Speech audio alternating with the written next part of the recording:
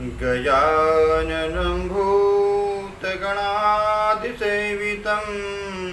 कपित्तजम्बूफलचारुभक्षणम् उमासुतं शोकविनाशकारकं नमामि विघ्नेश्वरपादपङ्कजम्।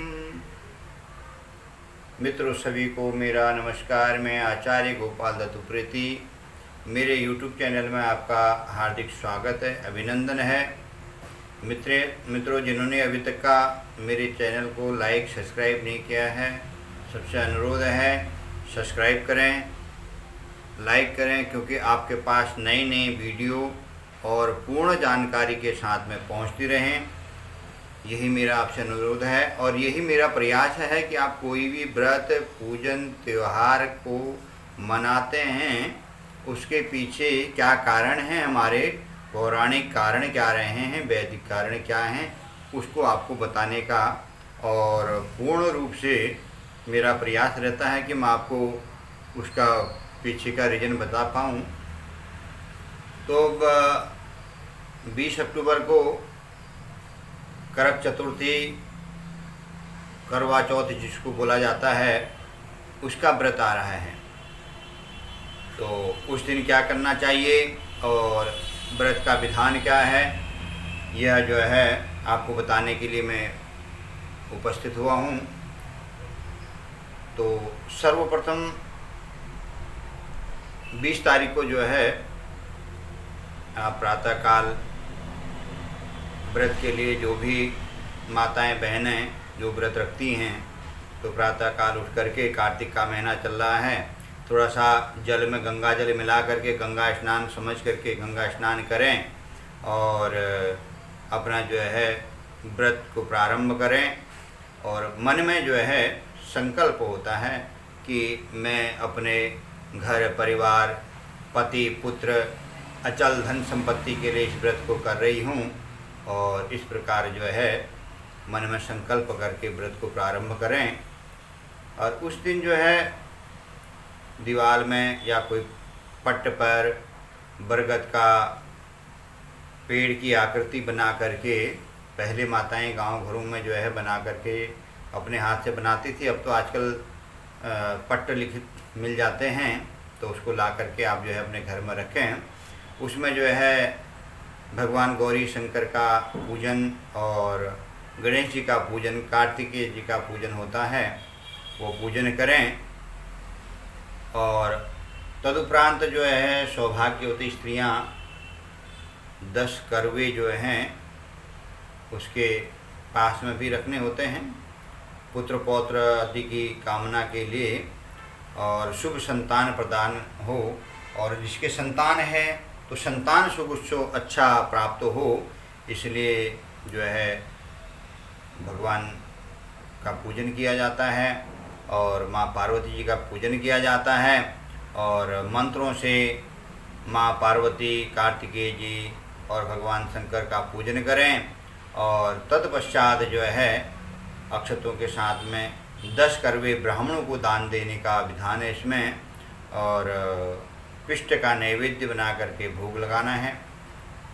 चंद्रोदय हो जाए तो चंद्रोदय के बाद में फिर चंद्रमा को जो है अर्घ्य देना होता है।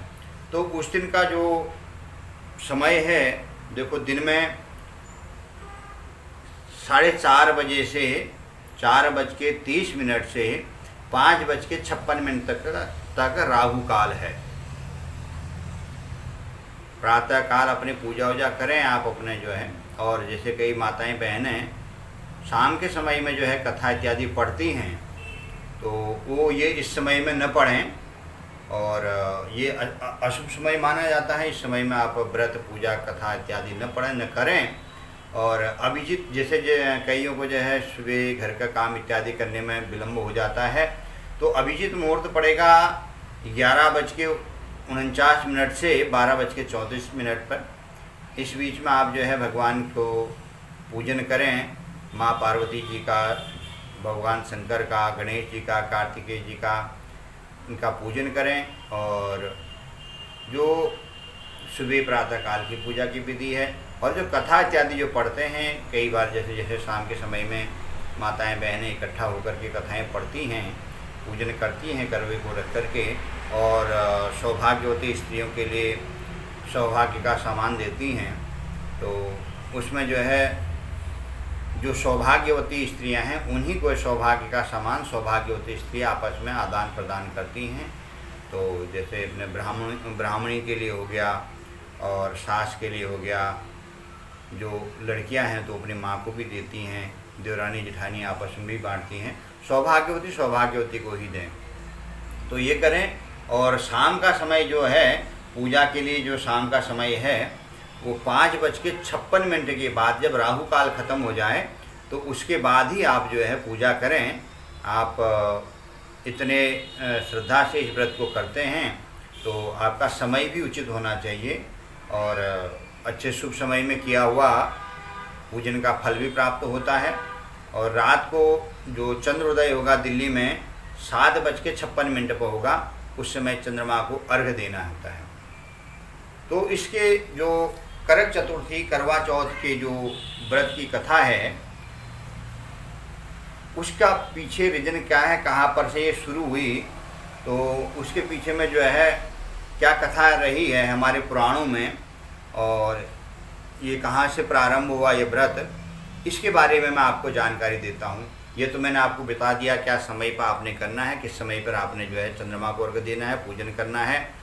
और आप जो है अगर कोई दिन में करना चाहता है तो जैसे दिन में 1:38 से 3:04 के बीच में करें, ये शुभ का चौघड़िया रहेगा।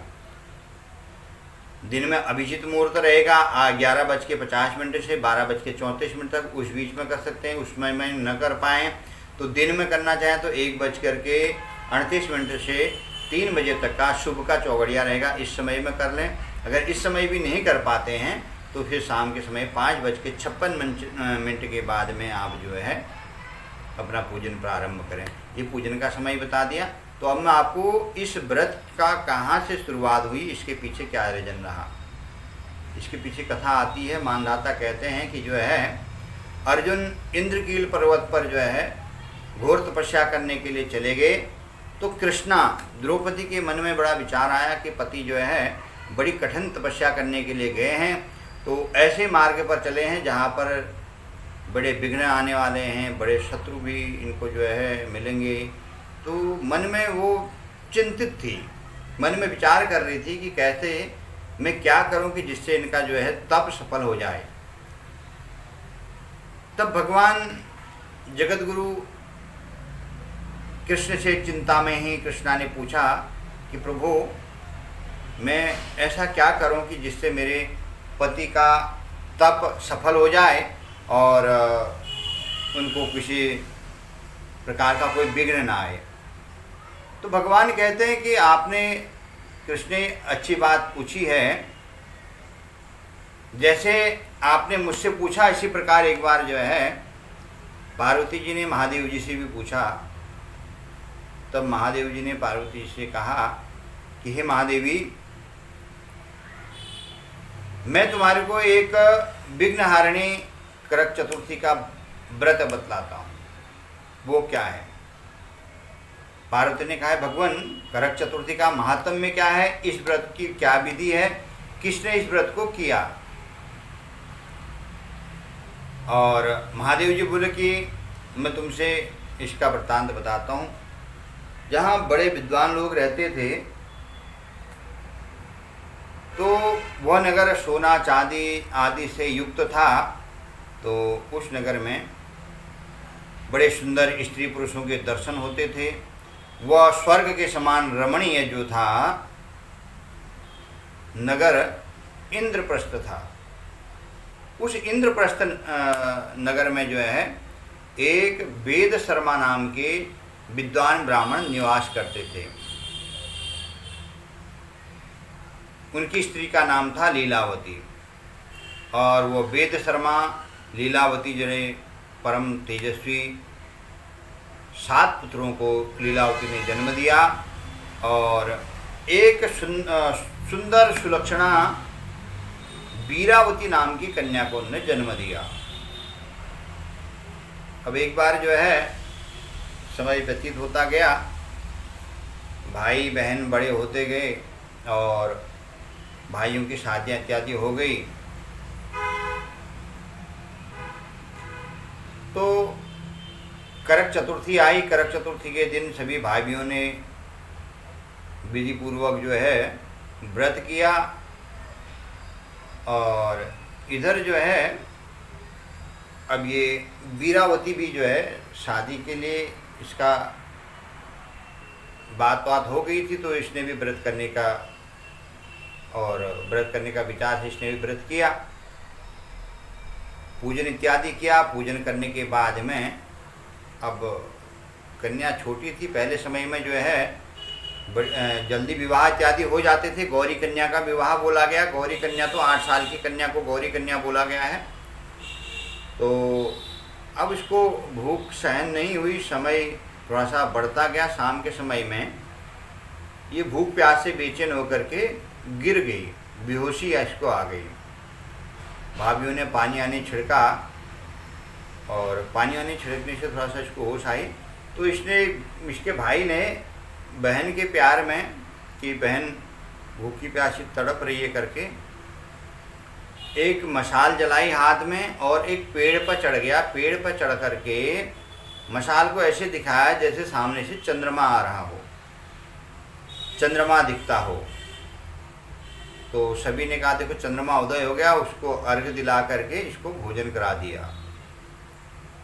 अब इसकी शादी हो गई। शादी होने के बाद में जब ये घर गई तो इस व्रत के प्रभाव से, क्योंकि चंद्रमा तो उदय नहीं हो रखे थे, तो इसने अर्घ्य दे दिया, तो वो व्रत खंडित हो गया। उससे जब ये घर पहुंची तो इसके पति भगवान को प्यारे हो गए, इन्हें देह छोड़ दी। अब ये दुख के मारे इसने अखंड व्रत का संकल्प ले लिया कि मैं निराहार 1 वर्ष तक व्रत करूंगी। तो उसी बीच में जो है ये करक चतुर्थी पड़ गई, करवा चौथ जिसको बोलते हैं। तो सची देवी इंद्राणी भी व्रत करने के लिए स्वर्ग से पृथ्वीलोक में आई और घूमते घूमते वहीं जो वीरावती जहाँ पर पूजा कर रही थी वहीं पर पहुँच गई। तो सची जी को जो है वीरावती ने पूरा वृत्तांत बताया कि ऐसे ऐसे व्रत हुआ, ऐसे ऐसे हुआ और इस कारण से मेरा पति नहीं रहा। तो सची ने कथा सुनी और उसके बाद में जो है वीरावती के बताया कि अब जो है करक चतुर्थी आ रही है, करवा चौथ आ रहा है, तुम उसका विधिवत जो है व्रत पूजन करो। अब वीरावती इधर जो है कन्याओं से घिरी हुई सची देवी भी बैठी हुई हैं, पूजन कर रही हैं। और तभी जो है वास्तविक चंद्रोदय हुआ और वीरावती ने जो है भगवान चंद्रमा को अर्घ्य दिया और इंद्राणी जी ने जो है वीरावती की बात सुनी। जहाँ पर उसके पति मृत हो गए थे तो वहाँ पर जल छिड़क करके उसी पति को पुनः जीवित कर दिया। इस व्रत के प्रभाव से उसका पति जीवित हो गया और वीरावती बड़े प्रेम से अपने पति के साथ में रहने लगी और सुख साधनों से श्रीयुक्त हो गई। तब भगवान जगत गुरु कृष्णचंद्र जी बोले, द्रौपदी, इंद्राणी के वचन सुनकर के वीरावती ने विधिपूर्वक करवा चौथ का व्रत किया और व्रत पूरा हो जाने पर उसकी प्रतिज्ञा के अनुसार चुल्लू जल लेकर के जब वहाँ पर छिड़का तो उसका पति जीवित हो गया। और वो जीवित होने के बाद वीरावती उसके साथ में रहने लगी, क्रीड़ा करने लगी और धन धान्य से सुंदर स्त्री जो है दीर्घ पुत्रों से वो जो है रही। और व्रत पूरा करने का इतना बड़ा विधान है इस करवा चौथ का। श्रद्धा से इस व्रत को करें और श्रद्धा से व्रत करने से मन की हर इच्छा पूर्ण होती है, करवा चौथ के व्रत करने से पति की दीर्घायु होती है, बच्चों का सुख प्राप्त होता है, धन धान्य इत्यादि की वृद्धि होती है। और सूत जी कहते हैं, शौनकादि मुनियों से मैं कहता हूँ, इस प्रकार भगवान कृष्णचंद्र के वचनों को सुनकर के द्रौपदी ने भी करवा चौथ का करक चतुर्थी का व्रत किया और इसके प्रभाव से संग्राम में जो है कौरव पराजित हुए, पांडवों की जीत हुई और उनके पति पांडव जो थे दुखों को निपटाने वाले और अतुल राज्य और संपत्ति को पा गए। और जो सुहागिन स्त्रियां इस व्रत को संध्या काल में करेंगी और रात्रि में चंद्रमा को अर्घ्य देंगी और दुग्ध या जल से भरे हुए रत्न समेत करवे जो दान करती हैं और ये कहती हैं कि इससे मेरा पति चिरंजीवी हो, इस प्रकार कह करके और योग्य ब्राह्मण को वो दान करना चाहिए। और व्रत में सुहागन स्त्रियां सुहागन को सुहागनियां दें। इस प्रकार जो स्त्री सौभाग्ययुक्त संपत्ति के लिए इस व्रत को करती हैं और उनको सौभाग्य पुत्र पौत्रादि तथा जो निश्चल संपत्ति है वह सब प्राप्त होती है। ये जो वृत्तांत मैंने आपको सुनाया यह वामन पुराण में करक चतुर्थी का व्रत का विधान बतलाया गया है। मैं आपको जो भी जानकारी देता हूँ तो आपको किसी न किसी पुराण से अंतर्गत ही उस व्रत का क्या महात्म्य है और क्यों करना चाहिए, मैं आपको पूर्ण रूप से उसकी जानकारी देता हूँ। यह करवा चौथ करक चतुर्थी का व्रत वामन पुराण के अंतर्गत में है, इसलिए आप श्रद्धा भाव से करें। और इस दिन पति पत्नी को भी जो है ब्रह्मचर्य जीवन में रहना चाहिए। कई लोगों को व्यवहारिक जीवन में सुनने को नहीं मिलता है, लेकिन व्रत का बड़ा महात्म्य है। और ब्रह्मचर्य जीवन जैसे आप और व्रतों में रहते हैं उस प्रकार इस व्रत में भी रहना चाहिए। और पति की बच्चों की दीर्घायु की कामना से इस व्रत को माताएं बहनें करें और सुहागिनियों को दें, ब्राह्मणियों को दें, ब्राह्मणों को करवे का दान करें। और मैंने पूजा का आपको शुभ समय बता दिया। 20 तारीख को राहु काल का समय है, दिन में 4:30 बजे से 5:56 तक का यह अशुभ समय है। और अभिजीत मुहूर्त है दिन में 11:50 से 12:34 के बीच में यह शुभ मुहूर्त है। और दिन शाम के समय में 5:56 से 10:38 तक का शुभ समय है। इसमें कोई भी पूजा पाठ इत्यादि आप करें। और जो चंद्रोदय दिल्ली के अंदर में होगा वो 7:56 में होगा। उसके बाद आप चंद्रमा का पूजन करें, अर्घ्य दें। और सभी नगरों का थोड़ा बहुत 1-2 मिनट आगे पीछे का अंतर होता है। जो जहाँ रहता हो तो वहाँ के हिसाब से थोड़ा बहुत पंचांग के हिसाब से आप जो है निर्णय करके आप जो है जब चंद्र दिखने लग गया समझो चंद्रोदय हो गया। दिल्ली एनसीआर में लगभग जो है 7:56 कहीं 57 कहीं 58 यही समय रहेगा। तो आपको सभी माताओं बहनों को करवा चौथ की बहुत बहुत हार्दिक शुभकामनाएं। और आपको मेरा निवेदन है कि इस चैनल को आप सब्सक्राइब करें। तो इसी प्रकार आपको जो है जो प्रॉपर आपको जानकारी है पुराणों के हिसाब से, वेदों के हिसाब से वो यहाँ पर दी जाएगी। आपको जो है उसी हिसाब से आप इसको लाइक करें, शेयर करें और सब्सक्राइब करें। सबका धन्यवाद। जय जय श्री राम।